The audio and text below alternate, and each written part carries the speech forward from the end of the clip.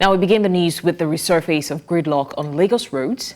Fuel queues have resurfaced in several parts of Lagos as scarcity of petroleum hit Nigeria's commercial center. Now in some areas of the state, motorists were spotted in the queues that snaked into the street, causing gridlock around filling stations. A litre of the product now sells for between 800 naira to 1,000 naira in some filling stations, a move that has resulted in an increase in the pump price of fuel. Now, some filling stations are not selling the product, while black marketers have taken advantage of the situation to do brisk business. However, the federal government, through the Nigerian Midstream and Downstream Petroleum Regulatory Authority, threatened to withdraw licenses of filling stations hoarding fuel. Let's now cross over to the nation's capital. News Central's Abuja Bureau Chief Amadine Uyi, who is on standby to give us the situation of things in the FCT. Good afternoon, Amadine. What exactly is it like to get fuel over there in Abuja?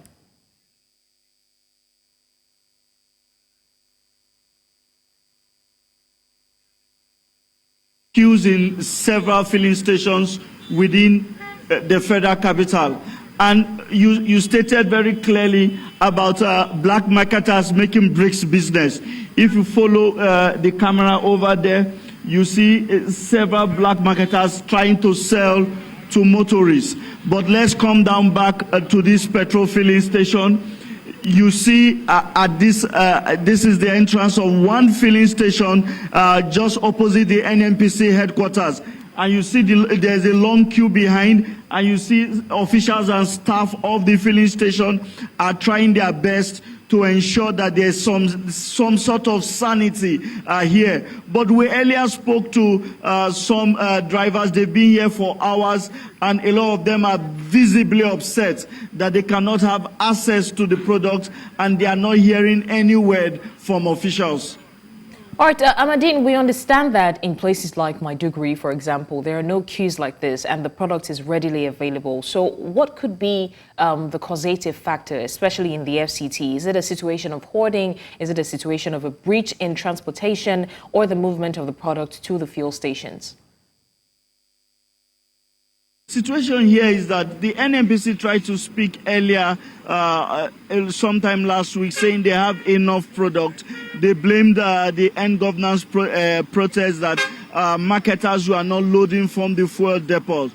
But the question many people are asking is that it's 9 days after the end governance protest, and the product is still scarce. There are still long queues. Many stations do not have the product. So at this moment, people are confused. They don't even know what is the real situation. But I can tell you authoritatively that as we speak, the NNPC is trying to speak to some members of the media, maybe to explain the current situation on ground. That was slated for 12 o'clock today. We are hoping that they will come out with an argument that Nigerians will have some sort of understanding over the current realities. Abuja Bureau Chief Amadine Uyi for giving us an update on the fuel scarcity in the FCT. And of course, we do have similar situation in Lagos and across other states. And in no time, we'll be getting to the root of that as well. Thank you, Amadine, once again. Now to more stories. The call for vehicle owners in Nigeria to transit from the use of petrol to compressed natural gas has become a national policy of the current government. Now, while many believe that this will relieve the high cost of transportation for Nigerians by over 60%, our correspondent Amadine Uyi reviews the policy and government's effort to put it in place. He has more. For many Nigerians, the adoption of compressed natural gas for transportation has become a necessity due to rising cost of goods and services catalyzed by the removal of fuel subsidy. With the regular availability of petrol for motorists still a pipe dream, even Nigeria's government has accepted the fact that the adoption of CNG for transportation is the moral way to go. Utilizing natural gas to power our transportation industry is the next way to go. While government has promised to spearhead this initiative, it recently made its intent known by the launch of these transportation buses for commercial use to be powered by compressed natural gas. Nigeria is going to move gradually away from very expensive PMS to the CNG that is really very cheap and very affordable to most Nigerians. If we can enhance our energy competitiveness and bring about transformative changes like this, we would definitely be able to achieve the prosperity that we are working hard to. The federal government has also set up the Presidential Compressed Natural Gas Initiative, expected to drive the process. The initiative has been busy raising awareness among commercial transporters over the benefits and safety of CNG, and also giving grants to commercial operators that want to adopt the alternative. Nigerians are going to be saving money. The environment is also going to be cleaner because fossil fuels are usually less environmentally friendly. With available data indicating that about 80% of commercial vehicle owners gulp Nigeria's daily petrol demands and cost the nation trillions in naira, many believe that making transition to CNG use as a national policy is the way to go. In Abuja for News Central, I am Amadine Uyi. Similarly, residents of Nasarawa State and other travelers from the north central and northeastern part of Nigeria have been denied access to the Federal Capital Territory, Abuja, by floods caused by an early morning downpour. News Central's correspondent reports that the flood covered the Abuja-Kefi Expressway around the popular Nyanya Bridge. Now, commuters were forced to park their cars and wait for the water current to reduce. Let's also tell you that no fewer than 28 people have been confirmed dead and other 6,000 families have been displaced due to severe flooding in Jigawa State. Now, this information was provided by the Executive Secretary of the State Emergency Management Agency, SEMA, Dr. Haruna Mairiga. The flooding has disrupted official activities, with local government secretariats becoming inaccessible. The Executive Secretary revealed that the flood has displaced over 6,000 families across 13 affected local government areas. The state government has established more than 20 internally displaced persons camps, while some victims are staying with relatives.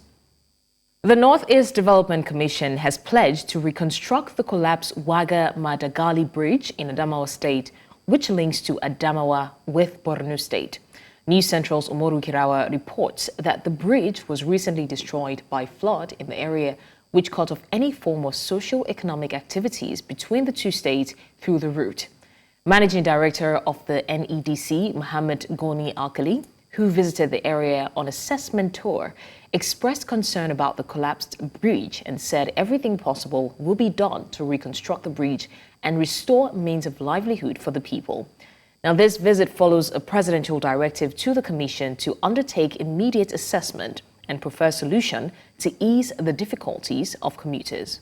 And now, on the flooding issue, joining us to discuss this, bordering around the flooding, is the Executive Secretary, Yobe State Emergency Management Agency, SEMA, Dr. Gojay Mohammed. Thank you so much, Dr. Gojay, for joining us. Thank you very much, and thank you for having me. Good morning. Good morning. It's a pleasure. Now, what are the primary factors that are contributing to the increasing frequency and the severity of floods in the northern region, especially at this moment? Going by the prediction and the reports received by NIMET earlier this year, there are indications that because of climate change issues, the intensity and frequency of rainfall will increase. And this has even led to a lot of stakeholders to engage community and call on people to be alert, especially on red flag areas. And this has to do with the global warming, climate change, and a lot of issues has contributed. Other issues that have contributed also, it has to do with the increased threshold of water across our dams, which has over the years has led to flooding, especially in 2022.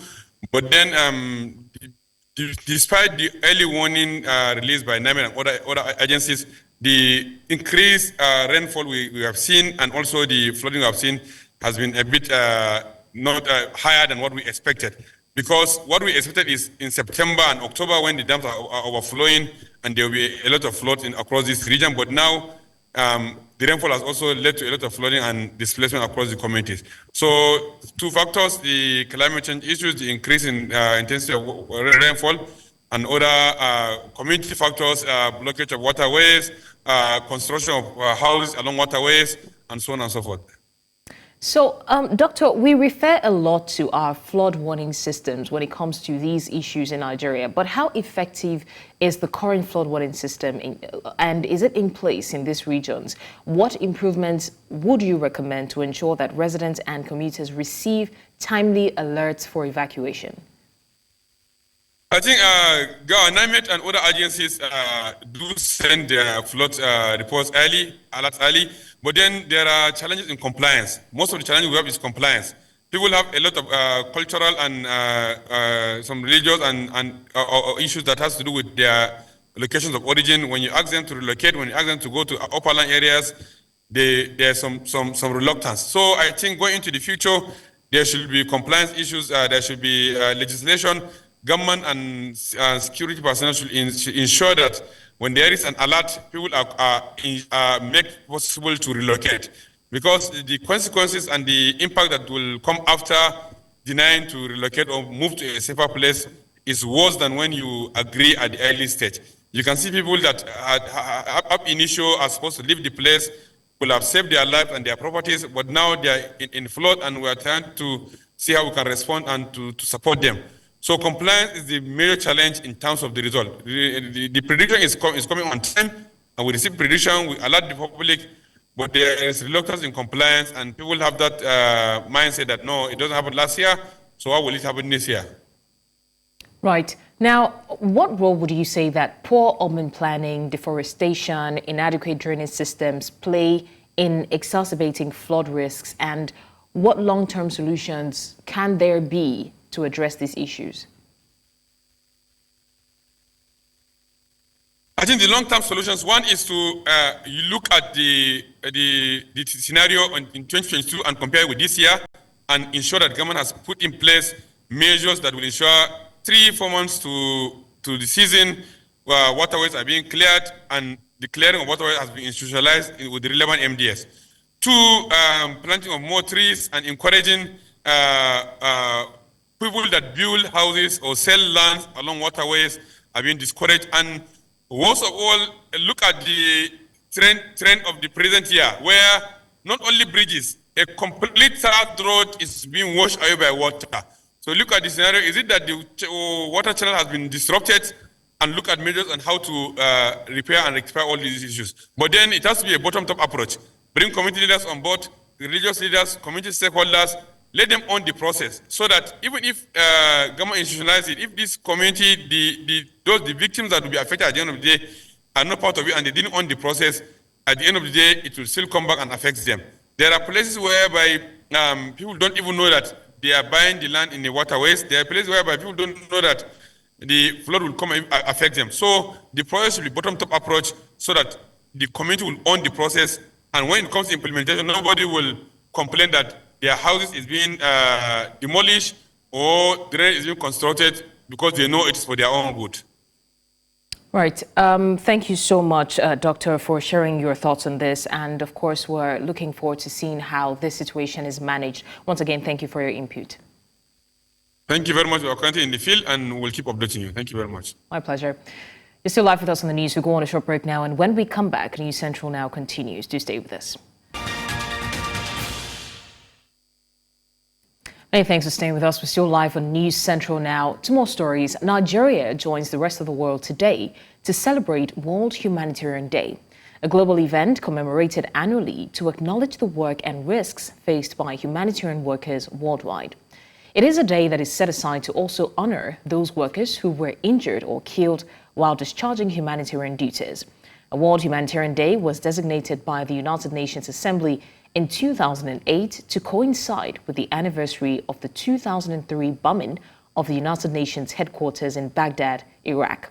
This year's theme is Act for Humanity, with emphasis on the collective action needed to protect humanitarian workers that are attacked while providing critical assistance to vulnerable populations. Earlier on, UNICEF Chief of Maiduguri Field Office, Dr. Tushar Rane, joined us on the news to discuss this. World Humanitarian Day is commemorated every year to recognize humanitarians who do their utmost to support vulnerable populations across the globe. It is a day basically to recommit to humanitarian causes and advocate for a better operating environment, and for not only humanitarian workers but also the people they serve. From Gaza to Sudan to Democratic Republic of Congo, Myanmar, Ukraine, and Northeast Nigeria, the world is witnessing a widespread failure to protect humanitarian workers, providing aid and protection to these children. It is past time for world leaders to really commit to the protection of the humanitarian worker, risking their lives to save and protect the civilians in war, including the children. The world is failing humanitarian workers and the children who rely on them heavily for survival and protection. And now to the controversy surrounding a failed contract awarded by the Ogun State government to a Chinese firm, which has once again cast a rather negative spotlight on Nigeria. This time, Professor of Political Economy Pat Utomi has alleged that the former governor of Ogun State, Ibikunle Amosun, violated a contract he entered with his government. Now, Utomi made the statement in response to Amosun's admission that he had cancelled an agreement with Zhongshan Fucheng Industrial Investment Co. Limited, a Chinese company. He said that the company had fake documents and called them imposters. Meanwhile, former governor of Ogun State, Senator Ibikunle Amosun, has described the renowned professor of political economy, Pat Utomi, as an enemy of the state. Now, Amosun stated this while responding to a post on X, where Utomi alleged that Amosun did not honor an agreement preceding his administration. The former governor of Ogun State also hinted that the State House of Assembly had already declared Utomi persona non grata. Earlier on, we're joined by Nigerian economist Professor Pat Utomi to discuss more on this. Costing reputation goes into billions, the extent of the loss. I had to reverse the strategy. Instead of starting from upstream, and I went downstream, or the other way around, so to speak. And I began to try to develop the more expensive, the more problematic integrated produce city, where you're supposed to aggregate crops from farmers from, say, several states, and then create a commodities exchange. As a result of the commodities exchange, you will then supply these kinds of outlets. It would have been easier if we had taken off with this and begun to make income from this and then invested into the supply chain. But they prevented us from doing that, frustrated our foreign partners, and they left. So the cost to me, literally, billions. Now, in the same vein, Ogun State Governor Dapo Abiodun has reached out to the federal government in a move to resolve the dispute with the Zhongshan Fucheng Industrial Investment Co. over the controversial Ogun Free Trade Zone. Abiodun allegedly consulted top federal officials as political economist Pat Utomi accused former Ogun State Governor Ibikunle Amosun of revoking his property deal with the state government. Several Ogun State officials who confirmed the development on condition of anonymity because they were not authorized to speak on the matter said Abiodun went to engage the federal government officials over the seizure of the presidential jets. Let's also now tell you that the Executive Chairman of the Federal Inland Revenue Service, FIRS, Zach Adedeji, has revealed plans to introduce a law that would overhaul the process of revenue administration in Nigeria next month.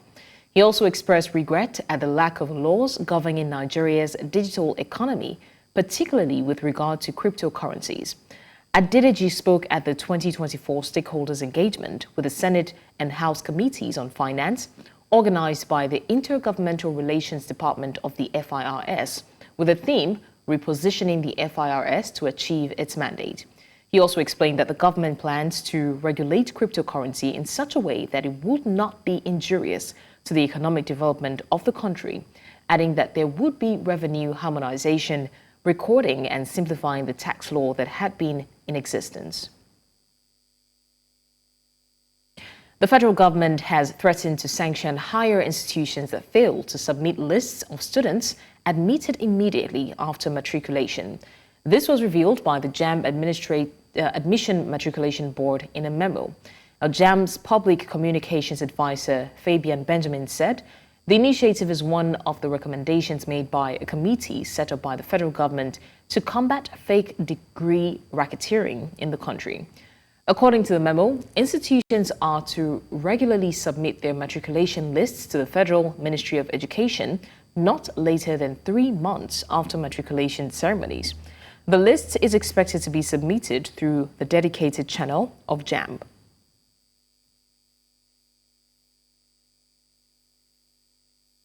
Now, stakeholders in Nigeria's federal capital have expressed diverse views on the recent approval of a 300% pay rise for judiciary officers in the country.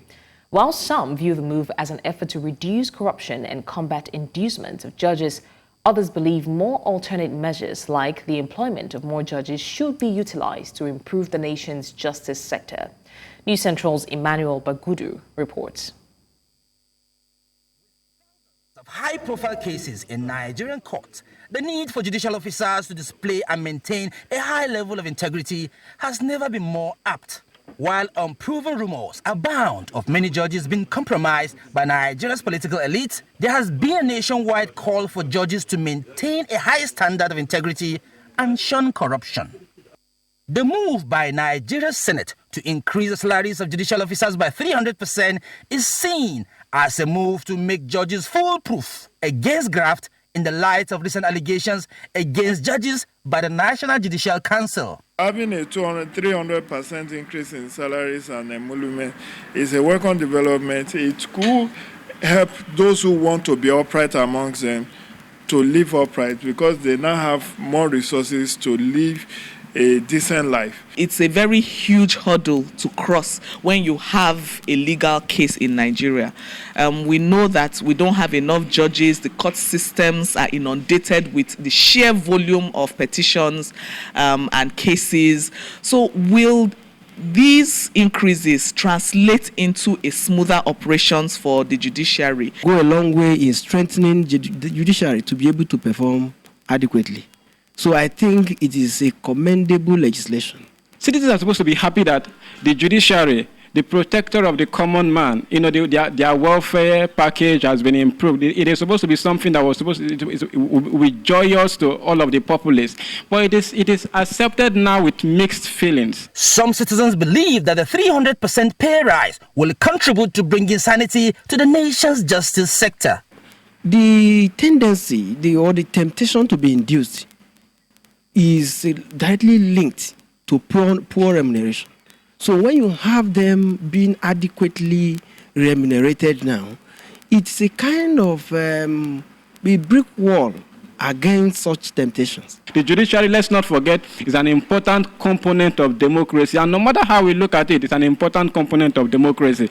But this is the time for the judiciary to fight for its own relevance. With citizens divided on the need to increase salaries of judicial workers, the conduct of judicial officers will now be judged more thoroughly. In Abuja, for News Central, I am Emmanuel. To a rather sad one now, the chairman of the All Progressives Congress in Oyo State, Isaac Omodewu, has died in the United States of America. According to reports, Omodewu left Nigeria in November 2023 for a medical trip. He, however, succumbed to death after close to a year, receiving treatment for an undisclosed ailment in the USA, where he was a citizen.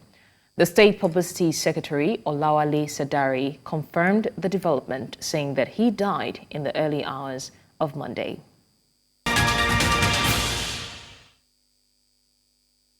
The news continues in West Africa, where Ghana's ruling New Patriotic Party has launched its manifesto in Takoradi as the party gears up for a fierce battle in December's politically charged elections.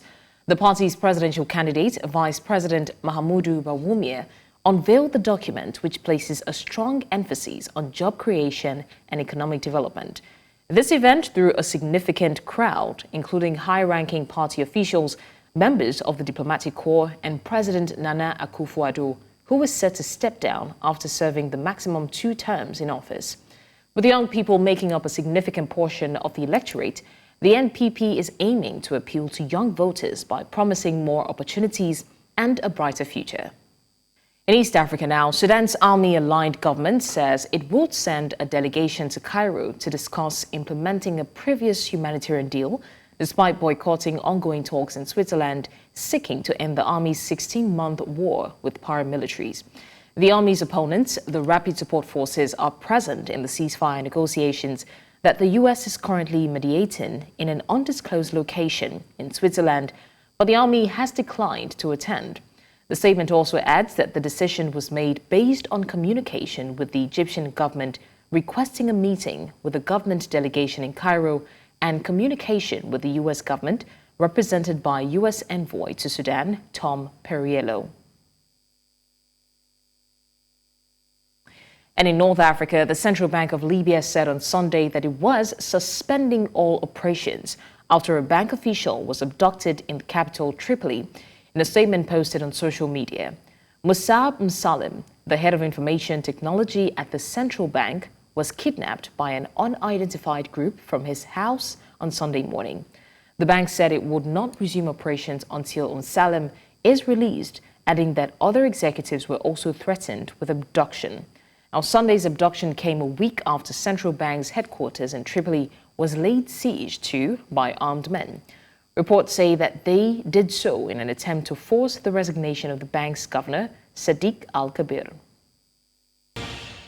And now to World Wrap, U.S. Secretary of State Antony Blinken has on Monday called the latest diplomatic push by Washington to achieve a ceasefire deal in Gaza probably the best, maybe the last opportunity, and has urged all parties to get the agreement over the finish line.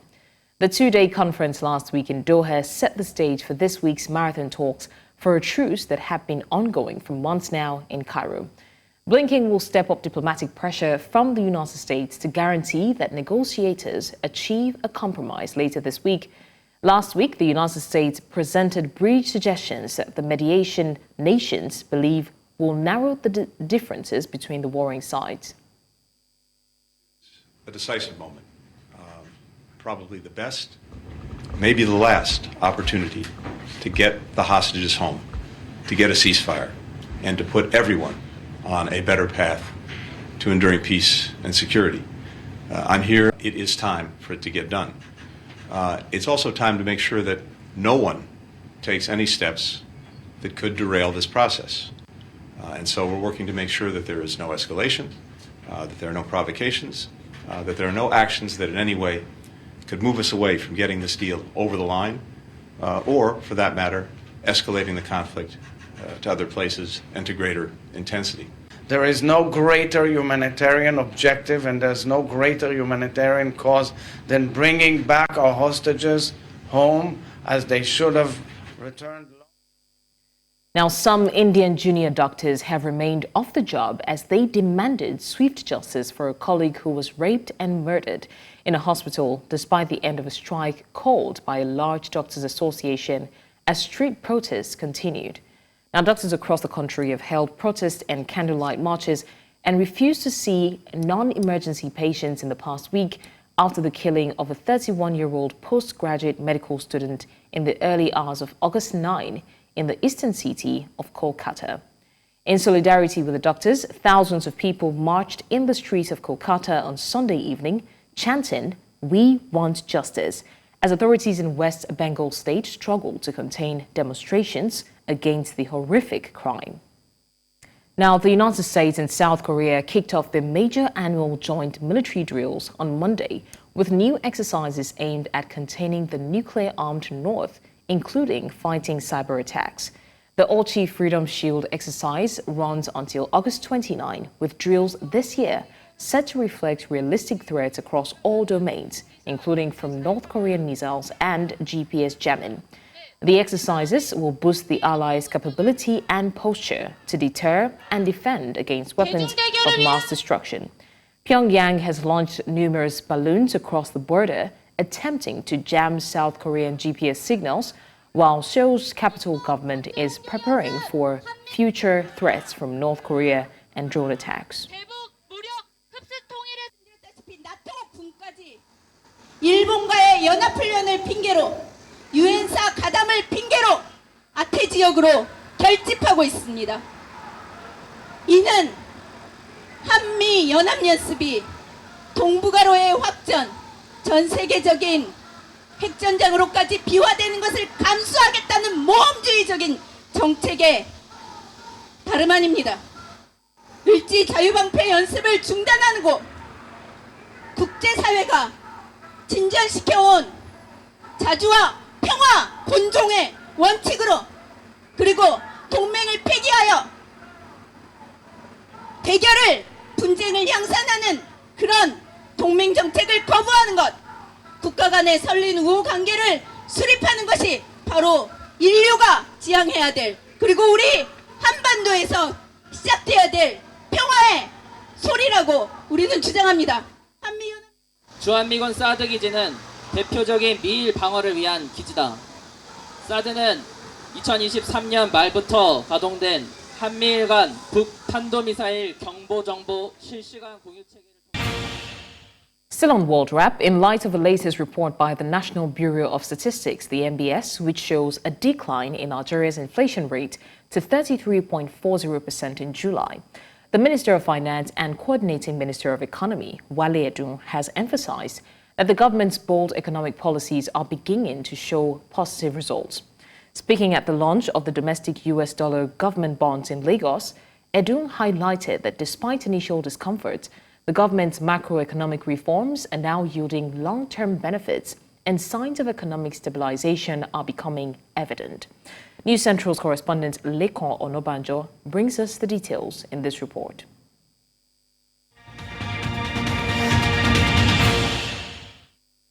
No provision is there for fuel subsidy. The fuel subsidy is gone. The removal of fuel subsidy and the floating of the naira, two major policy decisions of the Bola Tinubu administration, had sparked intense debates due to their immediate harsh economic impacts. However, the Minister of Finance, Wale Edun, defended these measures, stating that Nigeria is now reaching a turning point. When we look at the evidence, we can see that the economy is showing signs of recovery. Output is growing. The exchange rate is stabilizing and is reflected in the rise of the reserves, about $4 billion, I believe, since the beginning of the year. While the NBS report indicates a decline in inflation to 33.40% in July, questions remain about whether this is reflective of a stabilized exchange rate or broader macroeconomic improvements. We believe it has peaked, that inflation is coming down and will continue to. Even the central bank's figures give us an end-of-year inflation rate that's in the 20s. It's not necessarily because of any government policy. Normally when it's harvest season, of course, food items from the farms will go to the markets and eventually to the consumer's household. So prices normally come down. So it's not necessarily because of any government policy. You know, politicians always like to take credit for good things happening, and as much as possible.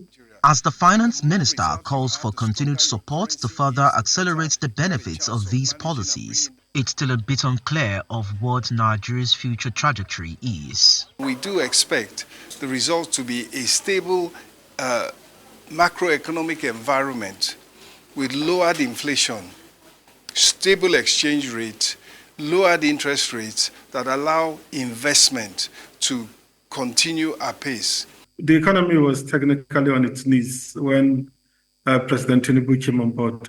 But the reason why Nigerians are not really happy with the president is because instead of making things better, he actually made matters worse. How did he do that?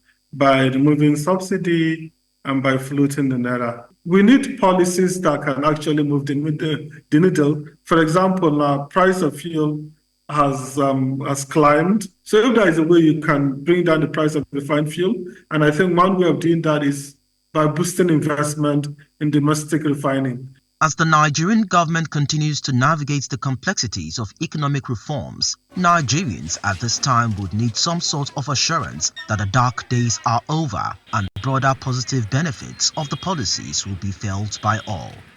In Lagos for News Central, I am Lekon Onobanjo.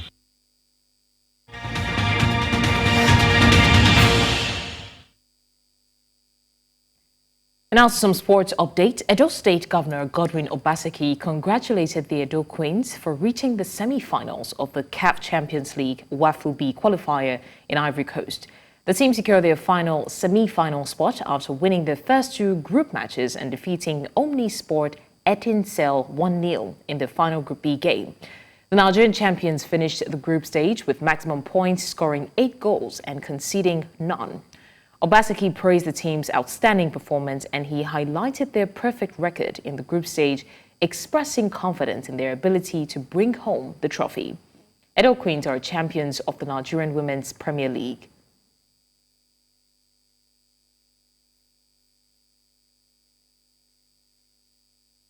Still in sports, the Yucateco Boxing League's second season enters its second week with a record 48 bouts in Lagos.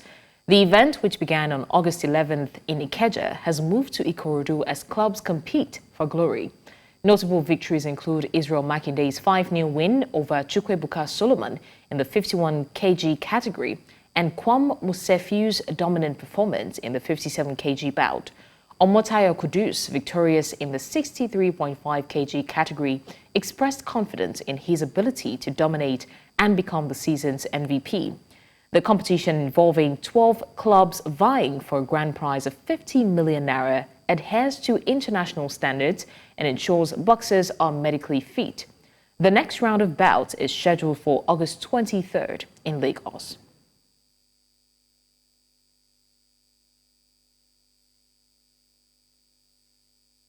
Boxers in various variety, like in different aspects. Like going to different places. Maybe next week now, we can go to Cross River or Abuja or somewhere like that. So like exposure, you understand? About the league, we're really appreciating the man because it's really helping us, putting us active before a fight. Because before we get to a fight these days now, it's very, very, very long. But we're fighting every 2 weeks now, make us more active and giving us more energy to fight more. Well, that's all on the news at this hour. But before we go, let's take another look at some of our major stories. Now, we told you that gridlock queues have resurfaced in Lagos amid fuel scarcity. We also mentioned that commuters stranded as torrential rain wreaked havoc in northern region. And finally, we told you that Sudanese government has agreed to send delegation to Cairo ceasefire talks. Do send your eyewitness report to the WhatsApp number on the screen. And also follow us on social media. We are at News Central TV. You can watch News Central live on DSTV channel 422, StarTimes channel 274, Avo TV and YouTube. Many thanks for watching. I'm Blessings Mosugu.